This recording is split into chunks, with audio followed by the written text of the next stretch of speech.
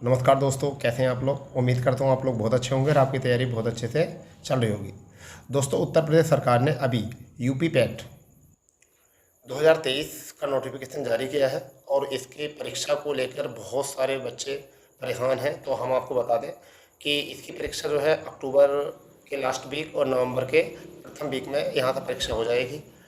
अब बहुत सारे बच्चों को एक संशय है कि सर तैयारी कहाँ से करें। तो देखिए, तैयारी करने का एक तरीका क्या होता है। पहली बात, आप लोगों को सिलेबस जितना भी है उस सिलेबस को अच्छे तरीके से रीड कर लेना है, क्योंकि जब आपका सिलेबस तैयार होगा तभी आप लोग फ्री टाइम में भी उस सिलेबस को तैयार कर सकते हैं। सपोज़ करो कि आप अगर कहीं रेस्टोरेंट पर खाना खाने के लिए भी गए हैं और आपको लगता है कि वहाँ पर 10 मिनट का टाइम है, तो आप अपनी पीडीएफ खोलिए फ़ोन में और सिलेबस के अनुसार जो है आप वहाँ पर उसको रिवाइज कर सकते हैं। अब आपको मैं बता दूं कि इसमें अहम रोल जो होने वाला है वो करंट अफेयर और जीके का होने वाला है, यानी कि जनरल नॉलेज। स्टैटिक का बहुत ज़्यादा, स्टैटिक में हमें क्या पढ़ना है उसके लिए मैं आपको बताने की कोशिश करूँगा यहाँ पर कि ज़्यादातर हम लोगों को क्या देख लेना है। जैसे कि कुछ पुरस्कार होते हैं, ठीक है, वो स्टैटिक का बहुत अहम पार्ट होता है कि पुरस्कार हमेशा एक आध क्वेश्चन पूछा जाता है पुरस्कार में। अब आपको क्या पुरस्कार याद रखने हैं, एक तो होते हैं नए पुरस्कार, ठीक है, और एक पुरस्कार होते हैं जो आपके पुराने पुरस्कार होते हैं, उनको तैयार कर लेना है, ठीक है। जैसे मैं आपको कुछ पुरस्कार हैं उनके बारे में बता देता हूँ। जैसे हम सबसे पहले बात करते हैं बोरलॉन्ग पुरस्कार। तो एग्ज़ाम में क्वेश्चन पूछा जा सकता है बोरलॉन्ग पुरस्कार का संबंध जो है वह किस चीज़ से है। तो कृषि की पैदावार में उल्लेखनीय सराहनीय काम करने के लिए जो है यह पुरस्कार मिलता है। और इसकी शुरुआत की अगर हम बात करें तो 1973 में इसकी शुरुआत की गई थी। तो ऐसा हम याद कर सकते हैं। अब ट्रिक क्या है इनकी याद करने की, मैं आपको बताता हूँ। ट्रिक ये होती है कि आदमी कोई भी व्यक्ति हो वो कृषि करते करते क्या हो जाता है, बोर हो जाता है।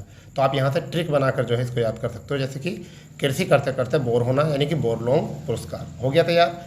अगर बात आती है कि दूसरे पुरस्कार धन्वंतरी की, तो धन्वंतरी पुरस्कार का संबंध जो है वो चिकित्सा से होता है। अब देखिए, धन्वंतरी जो थे प्राचीन इतिहास में धन्वंतरी को चिकित्सा के लिए जाना जाता है, तो इस वजह से आपको यहाँ से हो जाएगा। इसकी शुरुआत 1971 में की गई थी, आई थिंक, ठीक है। इसके लिए बात करेंगे फिर नेक्स्ट पुरस्कार की, भटनागर पुरस्कार, ठीक है। अब भटनागर पुरस्कार क्या है। भटनागर पुरस्कार ऐसे याद रखिए कि हमारे जो गुरुजी हैं भटनागर, वह क्या पढ़ाते हैं, विज्ञान पढ़ाते हैं। हमारे जो गुरुजी हैं भटनागर, मतलब तुम्हें पता है हाई स्कूल इंटर में भटनागर गोत्र वाले गुरुजी मिलते ज़रूर हैं। और ऐसे गुरुजी जो होते हैं वो जनरली आपको देखा होगा कि आपको वो साइंस पढ़ाते हैं, तो ठीक है, तो क्या पढ़ाते हैं, विज्ञान, ठीक है। अगर बात करते हैं राजीव गांधी खेल रत्न पुरस्कार की, तो राजीव गांधी खेल रत्न पुरस्कार, ठीक है, तो इसका जो काम है वो खेलों में सराहनीय प्रदर्शन करने के लिए शुरू किया था। इसकी कई बार क्वेश्चन पूछा जाता है कि इसकी शुरुआत कब की गई, तो 1992 में इसकी शुरुआत की गई थी, ठीक है। अब यहाँ पर एक आता है अर्जुन पुरस्कार। क्या है अर्जुन, तो देखिए अर्जुन जो था धनुष चलाने में बहुत चतुर था। तो धनुष क्या होता है, खेल होता है, तो यहाँ से क्या संबंध आ जाए, खेल में सराहनीय कार्य करने के लिए अर्जुन पुरस्कार। 61 में इसकी शुरुआत की गई थी, 1961 में। अब बात करते हैं द्रोणाचार्य पुरस्कार की। तो खेल प्रशिक्षण, द्रोणाचार्य गुरु थे, तो खेल प्रशिक्षण के लिए द्रोणाचार्य पुरस्कार दिया जाता है, ठीक है। एक आता है ध्यानचंद्र पुरस्कार। क्या आता है, ध्यानचंद्र पुरस्कार। तो तुम्हें पता होगा मेजर ध्यानचंद्र हॉकी खेल से संबंधित थे, तो उनका संबंध भी किससे हो गया, खेलों में सराहनीय का जीवन भर, सॉरी खेलों में जीवन भर उपलब्धि हासिल करने के लिए, ठीक है, क्या होता है आपको धन्वंतरी। एक होता है व्यास सम्मान। व्यास सम्मान का संबंध होता है साहित्य से, समझ गए नहीं, क्योंकि व्यास आपने देखा होगा जालंधर से आगे जब जाते हैं व्यास पढ़ता है और वहाँ पर क्या होती है, साहित्यिक बातें होती हैं। मतलब ये एक एलिमिनेट कर करके बातों को आप याद रख सकते हो, ठीक है, क्योंकि आप एलिमिनेट करोगे, बातों को जोड़ोगे तभी तो याद होगा, ठीक है। अगर आप बातों को जोड़ना नहीं आता आपसे तो फिर आप कैसे तैयार कर पाओगे भाई, ठीक है। अगर बात करते हैं शंकर पुरस्कार, तो शंकर जी के दर्शन करने जाते हैं हम लोग, क्या करने जाते हैं, शंकर जी के दर्शन करने। तो हम इसे याद कर सकते हैं, दर्शन शास्त्र संस्कृति इससे संबंधित है। तो देखो शंकर जी के हम दर्शन करने जाते हैं, ये हमारी क्या है, संस्कृति है, ठीक है भाई। तो हम इसको इस तरीके से याद कर सकते हैं। एक आता है आपका सरस्वती सम्मान। तो तुम्हें पता सरस्वती जो होती हैं शिक्षा की देवी होती हैं, ठीक है, और शिक्षा क्या होता है, साहित्य। तो हमारे यहाँ से संबंध आ जाएगा सरस्वती पुरस्कार साहित्य से, ठीक है भाई, याद कर लोगे ना। तो मेरा माध्यम आज ये क्लिप बनाने का यही था कि बिल्कुल आपको ऑडियो में बिल्कुल जैसे मैंने याद कर रखे हैं ना, मैं भी चाह रहा हूँ कि आपको उसी तरीके से याद आपके हो जाए, ठीक है बेटा। क्योंकि इसलिए क्योंकि कुछ बच्चों को लगता है भाई टीचर ने रट रखे हैं, मतलब मैं आपको तरीका बता रहा हूँ किस तरीके से हम अपने सिलेबस को तैयार करेंगे। फिर एक आपका होता है रेमन मैग्सेसे पुरस्कार। रेमन मैग्सेसे पुरस्कार तो सरकारी सेवा से हो जाएगा, जन सेवा से हो जाएगा, इन चीज़ों से होता है। फिर एक होता है ज्ञानपीठ पुरस्कार। अब हम जितना साहित्य पढ़ेंगे, हम जितना भी साहित्य पढ़ेंगे हमें ज्ञान की प्राप्ति होगी। तो किससे जुड़ा हो गया? साहित्य से। एक दो बार से देखो आपको याद हो जाएंगे, ठीक है। दादा साहेब फाल्के पुरस्कार तो पता है, दादा भी फिल्म देखते थे, हम भी फिल्म देखते हैं, तो दादा साहेब क्या हो गया? फिल्म के क्षेत्र से, ठीक है भाई। दादा साहेब क्या हो गया? फिल्म के क्षेत्र से संबंधित ये पुरस्कार हो चुका है। एक होता है आपका भारत रत्न। तो भारत के रत्न क्या क्या हैं?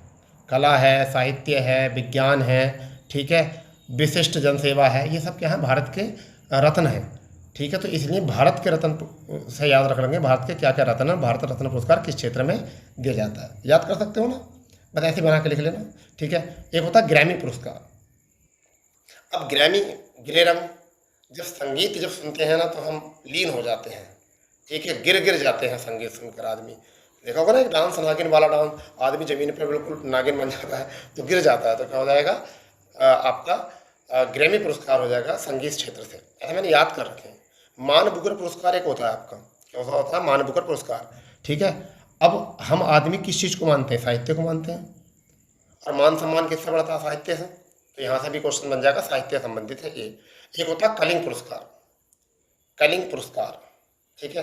थोड़ा ये अलग करना है, कलिंग तो विज्ञान से है, जैसा कलिंग की घटना तो साहित्य मतलब इतिहास से थी, मगर इतिहास तो है नहीं, तो विज्ञान से, ठीक है। कलिंग पुरस्कार क्या है? विज्ञान से, ये याद रख लेना। एक होता है ऑस्कर पुरस्कार। तो ऑस्कर पुरस्कार होता है बेटा फिल्म के क्षेत्र से। कैसे होता है? फिल्म के क्षेत्र से। एक होता है पुलित्जर पुरस्कार। तो पुलित्जर पुरस्कार बोले तो ट्रिक से, पत्रकारिता से, ठीक है, पत्रकारिता से पुलित्जर पुरस्कार आपका बन जाएगा, ठीक है। पुलित्जर पुरस्कार पत्रकारिता से संबंधित है, याद कर सकते हो इसको। फिर एक आपका होता है नोबेल पुरस्कार। तो नोबेल पुरस्कार दिया जाता है आपका 6 क्षेत्रों में, ये बहुत इंपॉर्टेंट है। साहित्य के क्षेत्र होता है, आपका चिकित्सा का क्षेत्र होता है, भौतिक का क्षेत्र होता है, रसायन का क्षेत्र होता है, ठीक है, और एक आपका होता है शांति का क्षेत्र।